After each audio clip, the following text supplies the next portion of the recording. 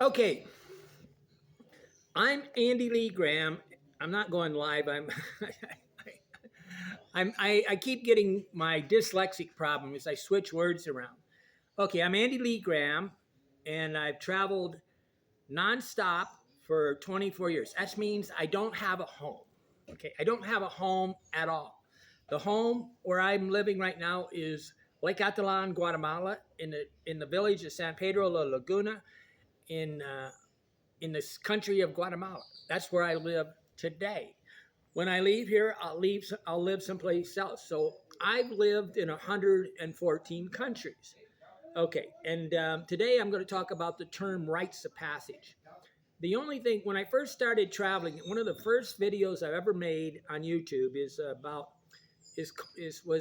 Evala, Eval, and Evala. It was in Kara, Togo, West Africa. And in the northern part of Togo, they have this rites of passage. It's the transition between being a boy and being a man. Okay, that is the rites of passage. In a way, a rites of passage in the United States might be your first car. Okay, the first time you drove a car, your first job. These are kind of the things of becoming an adult. The first time you gained too many pounds and you went into that middle-age spread. Oh shit, I'm no longer able to just eat anything I want. I'm now 25 years old and I've got a body and it gains weight just by eating potato chips, right? Okay, there's rites of passage, whether it's female or male. I think the one in Togo is really cool on the girls. They actually get naked and they climb this mountain, and a man or a sorcerer inspects it. They got, I don't know, two taboo. They've got, what do you call it? I'll think of the word.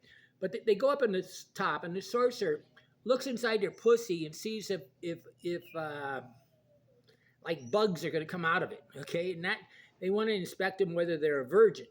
Okay, and I mean, so a man's doing this, but they're climbing the mountain, and all these older women are doing it. And they're doing it completely naked. It's like Elam or something like that. It's really pretty good. Somebody wanted me to go film it, and I said, "You want me to get killed?" I said, "Come on, you don't interfere with a culture. Culture is like in Thailand. You don't want to tap them on the head. You don't want to point your foot at them. They can get killed for touching somebody's head in Thailand. Calling me dude is a good way for me to not talk to you. Okay, if you want to call me dude, it's just the wrong word to use with Andy Lee Graham. Okay, but rites of passage is the transition from a boy to a man. One time my nephew Bob, I said, "Have you ever told your father to go fuck himself?" And he goes, "Well, I would never do that." And I said, "Well, you'll always be a boy."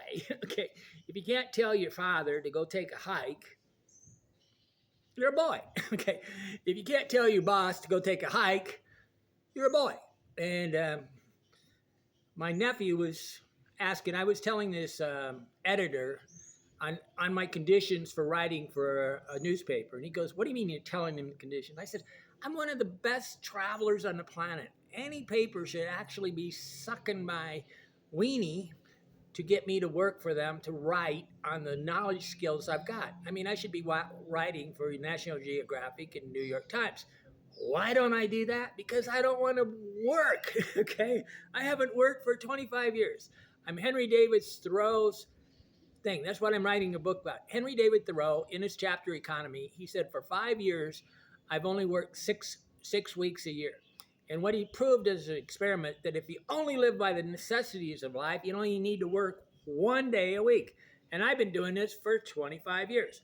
Okay, in this link that I'll put in the, both in the, what do you call it, the description. I'll try to do it live right now to help you guys out live.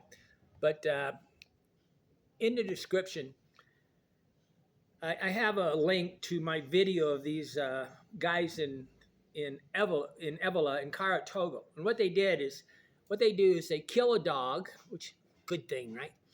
They take the fat of a dog and they rub it all over their skin, and then they have on a pair of shorts and they wrestle. And the wrestling is the idea of who is the alpha male, and then they dance and they sing, and it's really a great video because it's really one of the most unique videos. And this girl Brew that I was Brio, that I was dating at the time, Brune, was interesting because she would stand in between me and the people because they kept trying to come in close, right? And I'm like, I'm trying to take a video and keep my mind about me as these very big guys, all wrapped in dog fat. Really a great thing to do, a great experience. Okay, so the rites of passage is sometimes formal, sometimes informal. It's sometimes hopefully done with like your grandfather, your uncle, and thing. You don't want your father to really give the facts of life and how the world works to your son. You kind of want to make it a two-sided thing. You want the good guy, bad guy. The father is supposed to be always the loving guy, and the grandfather, the uncle. So my grandfather, Samuel Fleck, he often would take me and we'd go, work in my car. I bought a brand new car when I was 16, and I put those little things on the hood so that you put a pin on it so the hood wouldn't pop off when you're going 200 miles an hour, like I really needed at a car. I put big fat tires in the back of this. It was a purple Gremlin. I love this car. But I paid for it cash because I had about $25,000 when I went to university. This is in 1974. But the rites of passage was spent with my grandfather doing man-type things. So I would go get down there and we'd have discussions about tools and hacksaws and how to do things. And he was the town cop at the time. Okay, so it was you basically are trying to explain, I guess, you're trying to do the transition from being a wimpy boy. It's like, I feel sorry for people that are, I'm going to give you guys the link in the live thing. I feel sorry for anybody that has to go work at a McDonald's as their first job.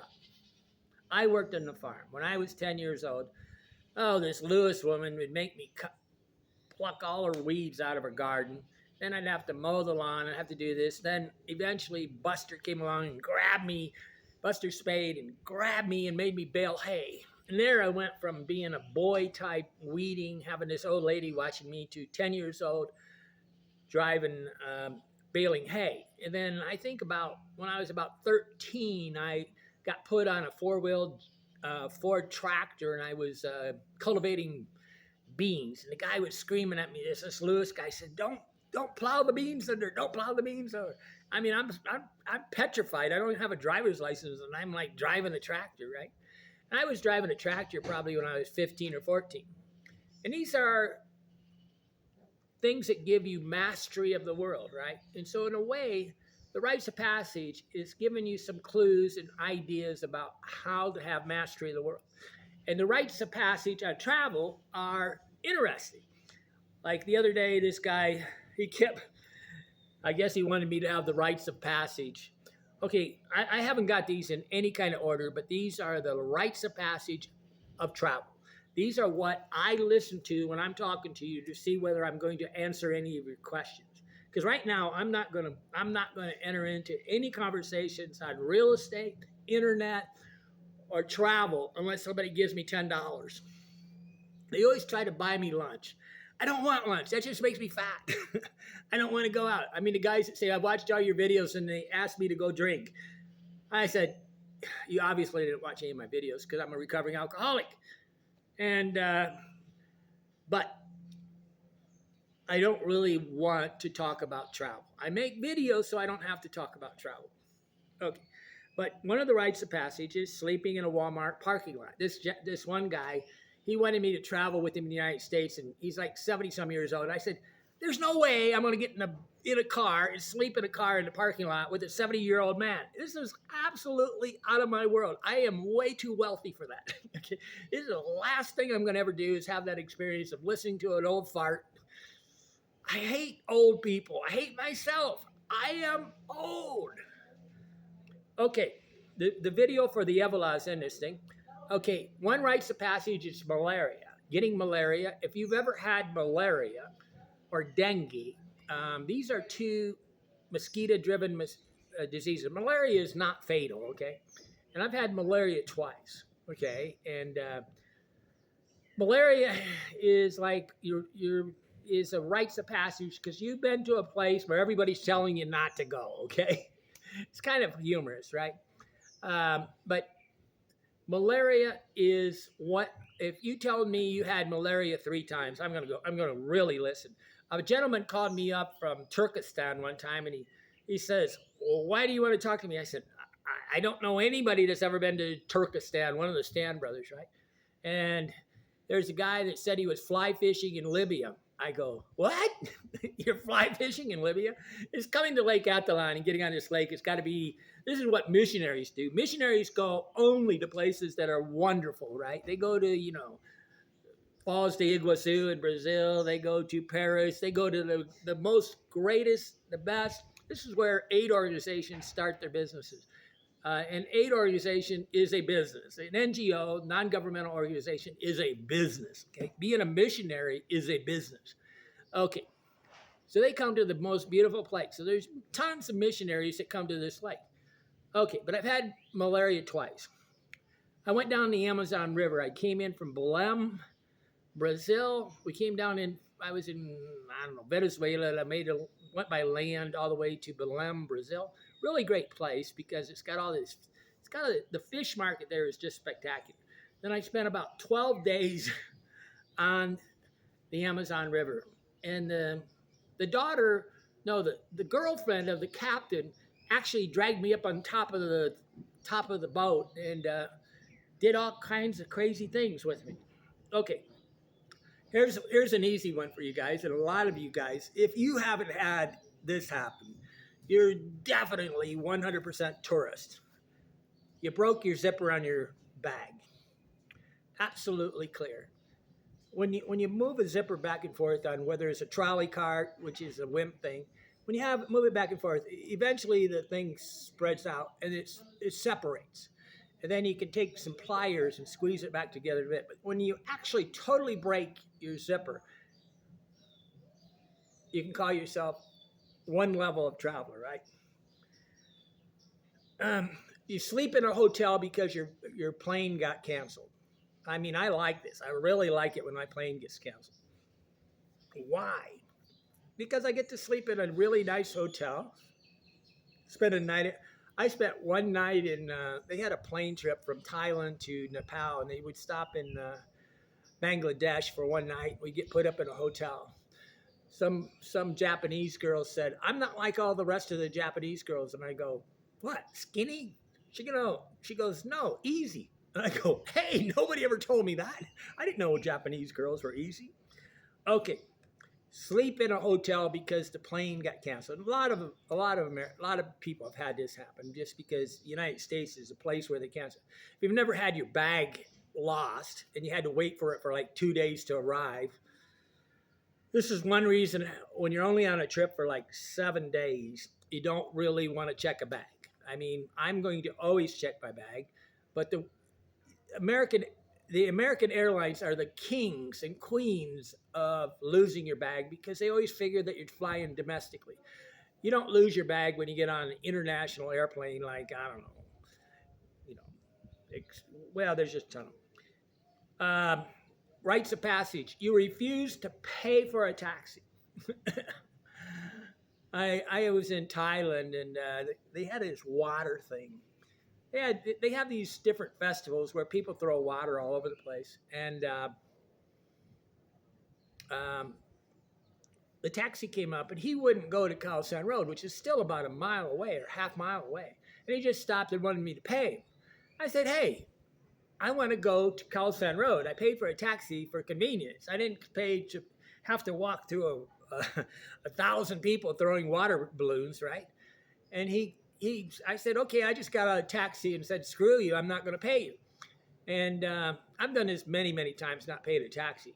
But he then starts screaming at me, wanting to be insulting. I said, "Come on, guy." But then he acts like calling the police. So I went over and talked to the police. And the police go, "What's happening?" Right? I was laughing because, it was quite obvious it was a little bit dangerous for me to walk through this crowd of people throwing balloons. I don't know exactly what they were doing, right? Okay, here's some tourist attractions that are rites of passage.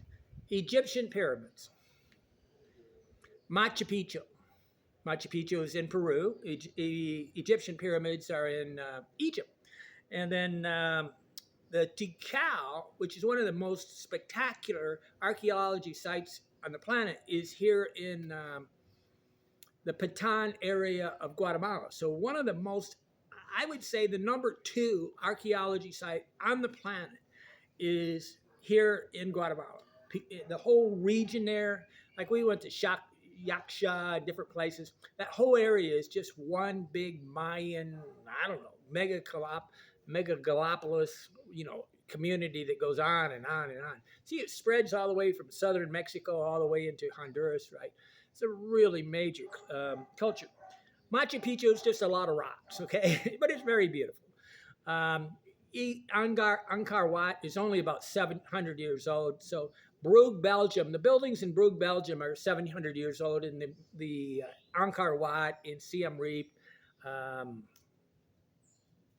Cambodia, they're not really that old, okay? And they're made out of a kind of dirt that they sawed out. So they put water in this dirt and they could saw it out. So it really wasn't like these stones that are in the pyramids. You go, how could you move something like that? Slave labor. Everything on the planet was made with slave labor. Okay, here's a fun one, but not really a rites of passage, but I'm just going to throw it in. Anybody that's been to Philippines, I've been there about 30, 40 times. I have really no clue. They should always go to Ermita. This is where a lot of books were written about the area of Manila, Ermita. And then they need to go to LA Cafe because it's just full of these freelancer prostitutes. And it's got some of the best bands in Philippines. And it's got to be the most cutting edge rogue place to go on the planet. Okay, in Peru or Bolivia, you chewed coca leaves. They take this little black stuff and they mix it up with the coca leaves and it gives you like a little buzz like coffee. Betel. Betel is something that's done in you done betel, which is done in India. In India is just sometimes it's just one of the most disgusting places on the planet. But you're walking down the road and everything's red, like this kind of orange color. And they put these things together. They take these leaves, they mix it all up, and then they put it in their mouth and eat it. Then they spit. And it's made the whole ground orange. Okay. Nat. Nat is a thing that you eat in Ethiopia. Well, I should say the Ethiopia coffee ceremony. This is, if anybody goes to Ethiopia, they got to do the coffee ceremony. And this should be done in the United States at a coffee shop because it's part of the coffee culture. The coffee ceremony from Ethiopia is special. But they're chewing this gnat thing. It's some kind of leaf, and they chew it all. Everybody's addicted. You got to eat it within like one day of it being cut. And I was in this place with all these prostitutes that they invited me to their place for the coffee ceremony. I didn't know they were prostitutes until I realized they were all girls, but it was one of those experiences, right? Like if you never talk to a prostitute, you're definitely haven't traveled the world. I mean, it's everywhere, right? They got some whorehouses over in Panachel. I guess they got one over in San Juan, I heard. I don't know. But the girls here are so ugly. I took some members of my website there, and next thing you know, Larry's telling me about this girl going to El Salvador. And I go, Larry, you're not really supposed to know what's going on with those girls. Drink the water out of the faucet. I am actually drinking the water out of the faucet right now for about 3 months.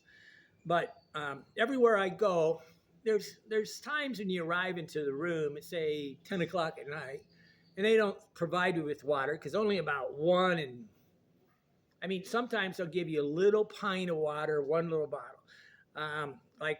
This one person, I installed a 5-gallon bottle of water. I highly doubt that he appreciates how special this was, but you need to have water, okay? And you really shouldn't drink the water when you first start traveling because it's just a change of bacteria and you're going to have diarrhea. But sometimes you're so thirsty, you have to go to the tap and drink the water.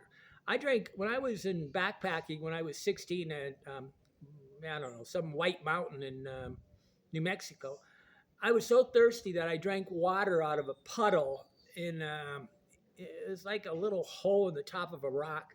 And I was drinking the water because I needed water. I was dehydrated. When we're on the Amazon River, you go and you take a thing and you let the dirt settle, because the Amazon River is just like a big mud puddle, and you let it settle, then you drink the top of the water. When I was in Iraq, I drank in Mosul, Iraq. I shared a cup with like 8 guys at the bus station. Was I at the bus station or the train station? But we had one of these community water things, right? Here's a good one that all you guys would really like to have. A naked girl walks into your room. I actually had this happen in the United States. Different girls that worked for me came in and, hey, get back to work. Thailand, which is Thai girls are real playful if they're not working.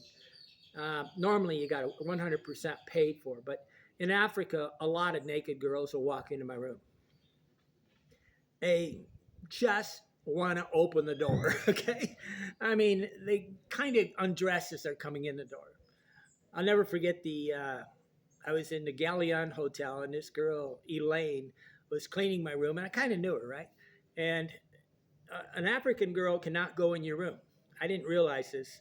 And so I like to be there when they're cleaning my room because I don't want them to break my computer. And it was amazing. I would walk in the room, she'd leave the room. I'd walk out of the room, she'd walk back in. And I go, fuck. Finally, she just walked up, closed the door, and took her clothes off. And I go, what are you doing? She goes, I can't be in the room unless I'm having sex with you. And I go, this is nuts. I go, okay. I stood outside the room and let her change the sheets because in her culture, you don't go in a room. Like here in Guatemala, the local girls, the Cachiquel, the Sutahil girls, are not going to really enter your room. You really got to give them space. As a rule of thumb, when you're traveling, let the people clean the room. You can stand outside the window. Very few cultures will actually, it's all about things. It's like getting a massage from this culture is about a 0 chance, right? Okay, stepping on cockroaches. Got to be one of the grossest things ever. I came out of a hotel in, it was a horrible thing. I came out of a hotel in Brazil, and I did this in Nicaragua too. And I step, and I hear this crunch. And somehow all the cockroaches, hundreds and hundreds of these big, giant lizard-sized cockroaches were there. I stepped on them. I've killed tons of cockroaches. I kill them all the time. But this one time there were so many I stepped on them. Okay. And I was like crunching. I really had to go through the restroom or whatever, the bathroom, the toilet as the European wants us to call it. And it was horrible. Crunch. I was like, rites of passage. I mean, these are things that, you have experiences that when real travelers get together, they start talking about. It's like taxi driver stories, endless number of taxi driver stories with people that travel. Anybody that doesn't have a taxi driver story, I mean, I don't know what to say. Okay, monkey shit. I was on the Rio Napo with this guy, Tom, and contrary to what you think, those cuddly little monkeys shit all over the place, okay? They're really nasty. And so I took the monkey, it shit on me. He took the monkey, it shit on him. This girl was sitting there, absolutely drop-dead babe. And she's laying in a hammock for almost, 2 days, right? On the boat, going down the Rio Napo, going towards the Iquitos, Peru. And this monkey is shitting all over her. And you're going, Mike said, my friend Tom goes, she's no longer sexy. Pretty funny stuff. Okay, here's something that a solo traveler will have a lot.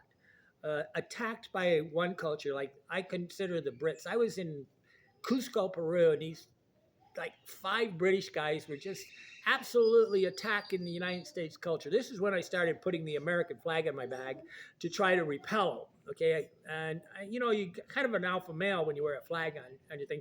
If you put a Canadian flag on your bag and you're American, you're a wimp. Okay, you never want to do that. You never want to lie to any culture. You might get killed. Okay, but you can get attacked by the Brits, the Swiss, the Canadians, and the Germans. These are like the 4 top cultures to do. And really, Jack, my friend from Canada, says, always remember that most of the countries on the planet have lost a war to the United States. So the Brits have lost a war, the French have lost a war. Well, the Swiss have never been in a war because they're a bunch of wimps. The Canadians have lost a war. The Germans have lost a war. They don't forget this stuff. But they always have, like, Freudian penis envy, right? Okay, rites of passage. You've been to more than 50 countries. Just seems self-explanatory. Anybody that's been to 50 countries means that they've dealt emotionally with the process of entering a country. I mean, people will tell me, oh, going to the airport was so difficult. And I go, Jesus. I've done it like 300 times. I got the PhD of travel, okay? I could talk for hours on how to go across the border in a way with the least amount of stress. When somebody tells me they had problems at the border, I know they're not a very good traveler. Okay, apply for a visa at an embassy. Like in Africa, this means that you go to their embassy, and you say, like I go to the Benin embassy in Togo, and I apply for a visa. You wait a day. I done it 3 times for an Indian visa. I did it in London. I did it in Nepal. Used to be you had to apply online. They're going to a lot of electronic visas, and I suppose the rites of passage is getting an electronic visa. I guess I've done that 3 or 4 times. Here's one that I hope Fred don't get angry at me. Fast Fred Ruddick. One of the most honest YouTubers on the planet. I don't watch YouTube channels because these guys are not even travelers. I mean, most people are not even slightly travelers that are making YouTube videos on travel.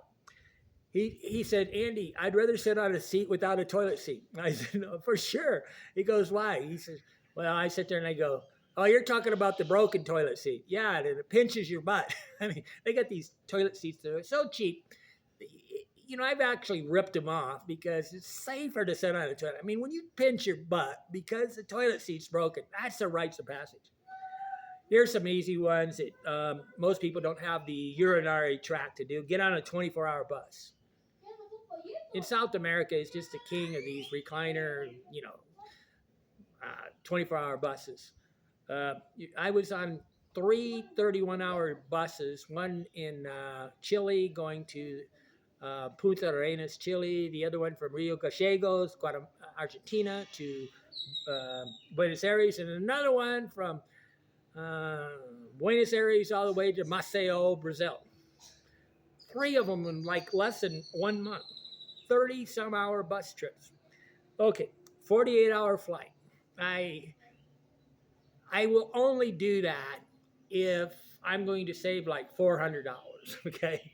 And then I figure that I'm getting so much money per hour. So I often calculate this mathematically, how much I save according to the thing. I spent like 8 hours in the Incheon airport in South Korea because I saved myself like, $200, and I ended up making, in a way, $20 an hour. This is like, 15 years ago. Sleeping in airports. I do this on a regular basis. I don't know how many airports I slept in. Probably. There is a website called Sleeping in Airports. I have probably slept in, I don't know.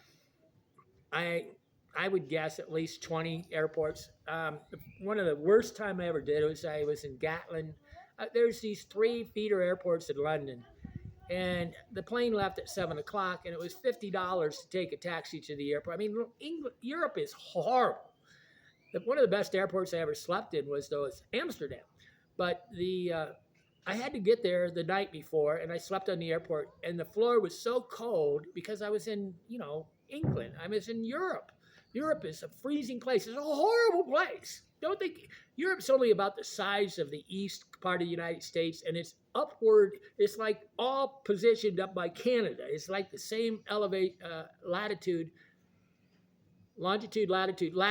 as Canada. So it's not the thing. Barcelona, Spain is the same elevation, latitude as Orland, Indiana, Fort Wayne, Indiana. 42 degrees above the thing. Get free.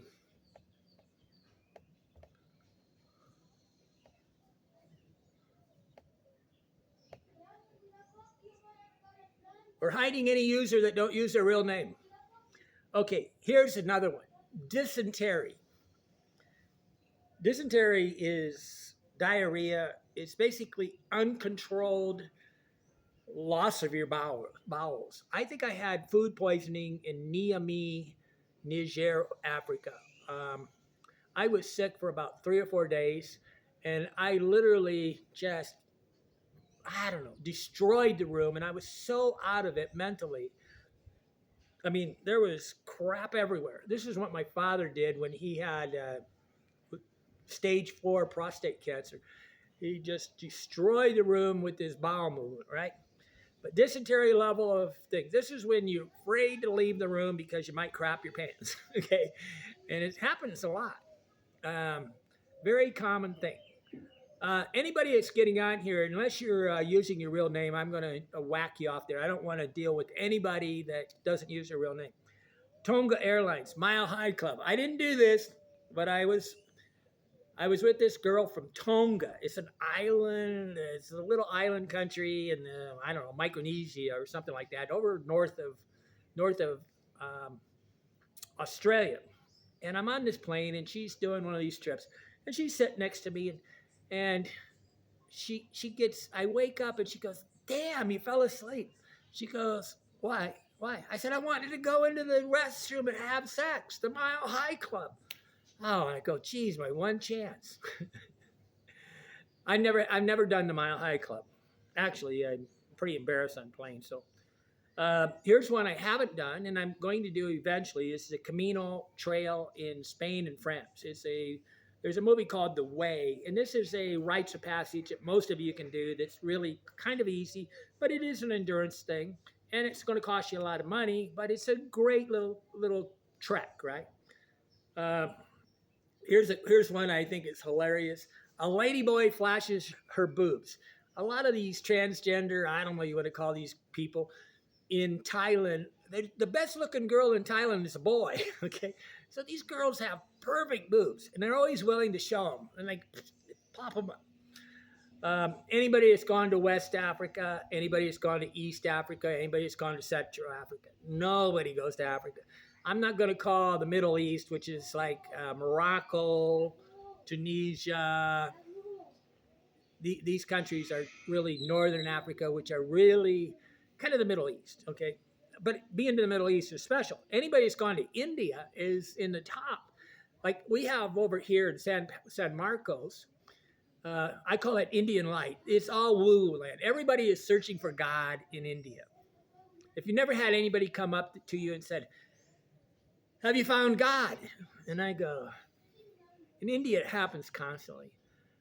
Or have you found your higher plane or your spiritual thing? I had this guy that was talking about this in the Idea Connection over here.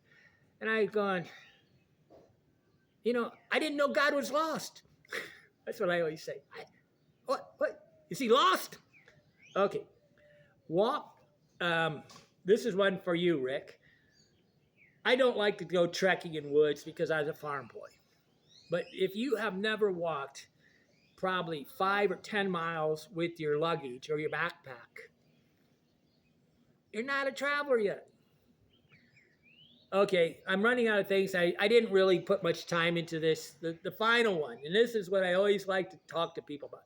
Hey, squat toilets. Squat toilets are just prevalent they're actually in Paris, right? But squat toilet is where there's just a hole and you got to hit it, okay? And they got some sophisticated ones where you can put your shoes on it. And they actually got squat toilets that flush. My mom always used to ask me, "Why do you take pictures of toilets?" I said, "Mom, it's their culture." And I don't think any Indian guy ever washes his hands. I took a picture of one bar of soap outside the room, outside the squat toilet. See, the way they use the squat toilet is they pour the water down the crack of their ass, and they don't have toilet paper. A Thai girl, when you see a Thai girl going to the toilet, they'll get on the table. They have these rolls of toilet paper, and they take the toilet paper off the table, then they go to the toilet. And they say, I always said, "What are you doing with the toilet paper?" She's not using it for toilet paper. She's using it to dry her hands.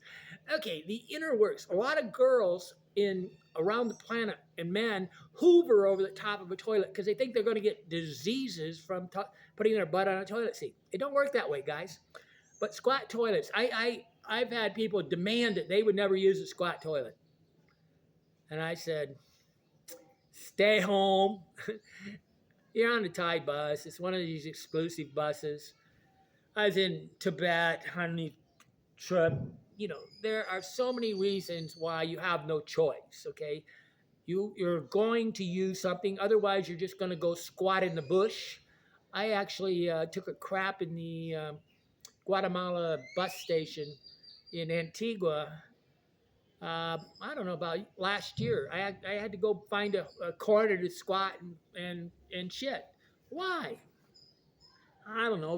The coffee I drank hit my system at the wrong time, and I was too far away from the thing, and it was no choice. I couldn't get on the bus and bounce around, blah blah blah blah, on a chicken bus. If you've never taken a chicken bus in Guatemala and you've been here many many times, you have never traveled, okay, in Guatemala. I mean, anybody that hasn't been on a chicken bus should never talk to me about Guatemala. Or if you've never seen a crazy, absolute crazy driver in everywhere on the planet. I mean, American drivers are some of the most dangerous one. I mean, I was driving down the road. I took I remodeled I retrofitted or fixed up a van when I was about say 21, and I drove all the way across the United States to surf in Del Mar, California, because of the Beach Boys, and I surfed in Galveston, Texas, but it's really difficult to surf. Then I went down to Mexico. But on the way back, I drove like 3 days, and these truck drivers would come up in the middle of a rainstorm on your butt. I mean, they're so dumb. I mean, it's so dangerous, and you're sitting there going, like, when I deal with American drivers going 70 miles an hour, and it's just crazy, I just get off the road and take a nap. I remember I got a GPS thing in the Chicago ORD airport, and I rented a car. How many times have I rented a car? I don't know, probably at least 60, 70 times. I used to have a job where I flew all around the United States and stayed in five-star hotels, Sheraton and Hiltons mostly. I did this for about 6 months of my life. Somebody told me, he said, Andy, you don't know anything about five-star hotels. And I go, okay, talk to you later. These guys always think they know everything about everything, right? Everybody that's a traveler, when you travel long enough, you learn to be real careful on what you assume a person does, because assume something makes an ass out of you and me, right? And you got to really qualify. But these are rites of passage questions to try to figure out if you're talking to somebody that's incredibly smarter than you, because nothing's more dumb than to treat an expert like an idiot. If you don't give everybody, but I do understand that everybody thinks they're smarter than the experts, so I don't need to talk to you guys, right? But squat toilets. There's a whole world of things that we need to do, and I'm trying to give things to dream about. I would like to inspire you to become an expert. My goal is that you are the guy in the hostel that knows more about the place you're at than anybody else. When I was in Serbia, or was it Kosovo? I don't know. But this guy, they had this Mother Teresa place. And this Chinese American guy from California, I hung around with him for like 3 days because he was so much smarter than the tour guides. I don't ever use a tour guide because they're just locals that got a job. This guy was obsessed with the culture of Serbia or Kosovo, right? And this is why going to a hostel is a great deal. If you never stayed in a hostel, you're not a traveler either. Okay, sometimes you just don't have any choice, right? There's times when people think, oh, I'm never going to sleep in a room with a shared toilet. I was in a town in Ghana. I had no choice. There's no choice. And a lot of times that's the only, there is not traveler, or there's not always tourist hotels. There's not always, if you go to the end of the world, there's just, like I slept in a hotel where what we did is the only way to take a crap was to go walk into the bush. And I said, how do I know I'm not stepping in crap? There's rooms like this. And this is for the adventure travel. And when I have to listen to somebody talk about going to Aruba, I go, it's a vacation. You're doing it for fun. But don't talk to me. And I'm going to get blood bloody difficult to talk to on travel because I can't take it anymore. There's three things that everybody thinks they're an expert at: travel, sex, and real estate. And there's three things that I'm not an expert at. I will never know everything about travel. You can't do it. The world's a big place. But there's three things nobody's an expert at: sex, real estate, and travel. But we can have the 10,000 hours worth of experience. And think of I've written 15,000 times about travel or something to do with travel or something I'm thinking about. I made 5,000 videos, and I have people want to give me lectures on how to go do something travel. And I go,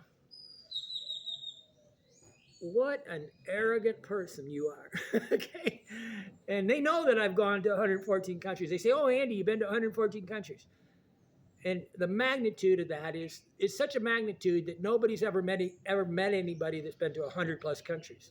If you never met anybody that's been to 100, like I've probably met, I don't know, 35, 40 people that have been to 100 plus countries, because me and them are, we're on the same wavelength. We're simpatico. We connect because we recognize the travel skills. The world's a great place unless you're a know-it-all. But it's also a great place if you are a know-it-all, okay? Because once you reach a mastery level of an expertise, when you get your 10,000 hours at something, the Beatles, supposedly according to Malcolm Gladwell, which kind of coined the phrase 10,000 hours, he's not the first one, but he said that the Beatles worked in a German strip joint 8 hours a night for about 3 years. And that's how they became the masters of what they did.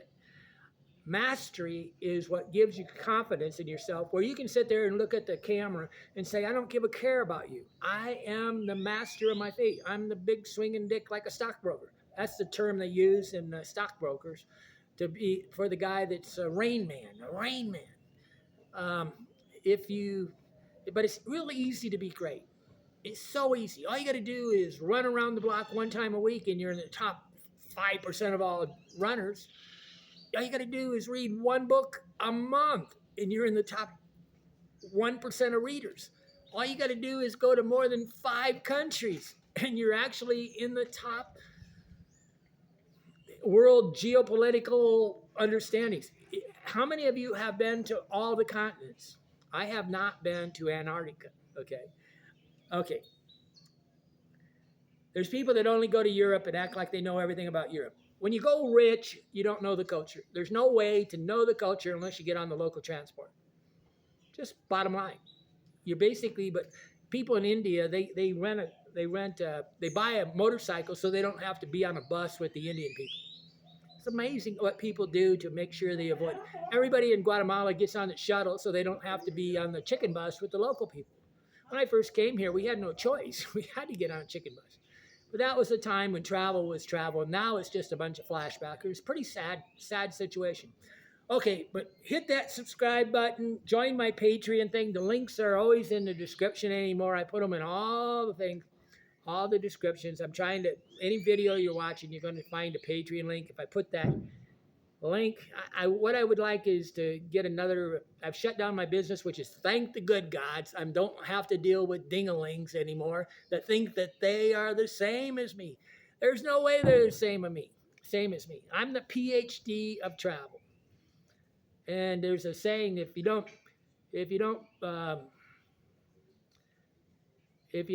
blow your own horn, somebody's going to use it for a spittoon. Okay. Too much arrogance is a bad thing. Too little arrogance is also a dysfunctional behavior. I'm very thankful for the life I've lived. I've worked about 2 hours a day for 25 years while everybody else is a wage slave. And then they think because they have a house that I want that house. I feel sorry for people with houses, cars, and motorcycles, because all they are is an anchor that stops you from being free. Anything that you have to pay attention to owns you. But there's a value in having a wife or a husband. Okay, thank you. Life is good. Hit that subscribe button now to make my life better.